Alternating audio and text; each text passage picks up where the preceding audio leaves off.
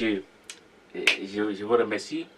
Je m'appelle Évangile Thomas, je suis évangéliste ici à Paris, France.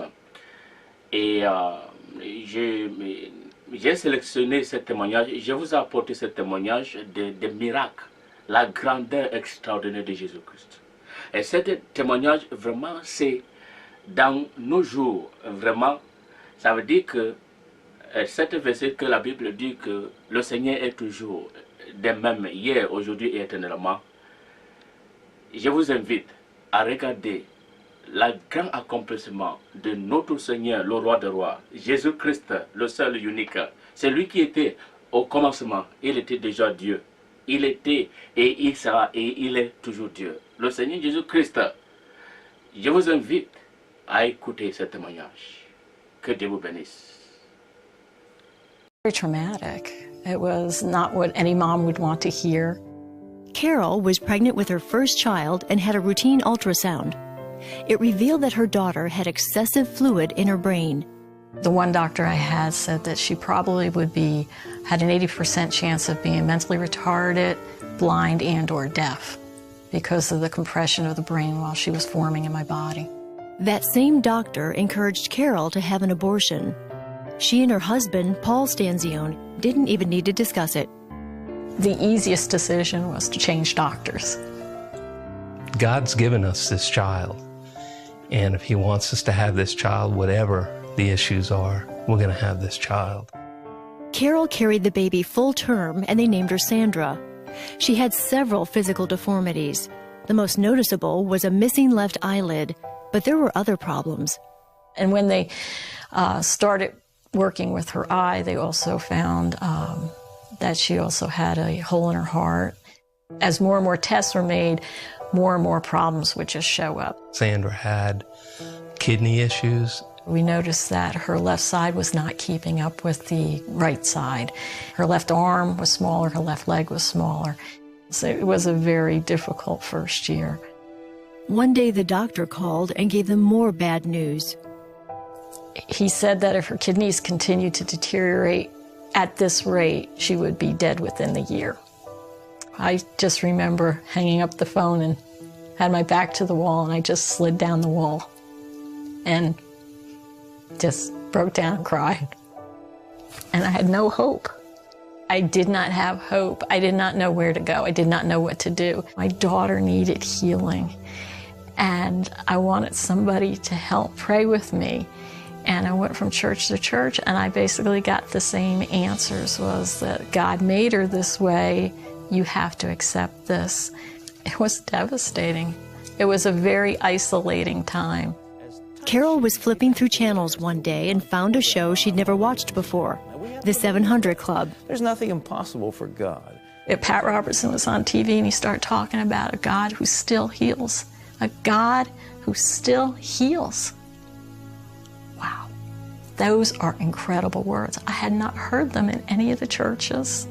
I had not heard them from the people. I just heard that I had to just accept the way Sandra was going to be, probably in a wheelchair or probably with a walker. But this man on TV said there's a God who still heals. That was amazing. It was amazing. It was exactly what I needed to hear. When Carol discovered the 700 Club and heard of a God that does heal today, it was awesome. And then we started believing that Sandra can be healed. God can do this. There was hope for Sandra. There was hope. Carol began watching the show every day. One time, while praying for Sandra's kidneys, she says she felt power go through her hand as she touched her daughter's back. The next doctor visit revealed something amazing. She had another ultrasound, and the hole in the heart was gone, and they could not find anything wrong with her heart. And I start jumping up and down. I go, oh, it wasn't her kidneys, it was her heart. It was her heart. I'm jumping up and down, and I'm praising God. We began to believe that God can do anything. That happened almost 20 years ago. Since then, Carol and Paul say there have been many more miracles. The biggest one was the joy of watching their daughter grow up. I mean, she has eyelashes where they couldn't really grow. It's just skin pulled from the side of her face, but God put eyelashes on that eyelid. God did that miraculously, so I can have eyelashes even though it's not a typical normal eyelid.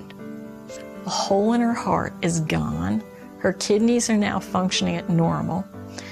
She has 2 legs that are absolutely perfect and beautiful. She went on to be a cheerleader. She's now on the dean's list at the college she goes to, and I am just so proud of her. There's nothing that she can't do trusting in God. Today, the Stanzione family says they have been forever changed through the healing power and love of Jesus Christ.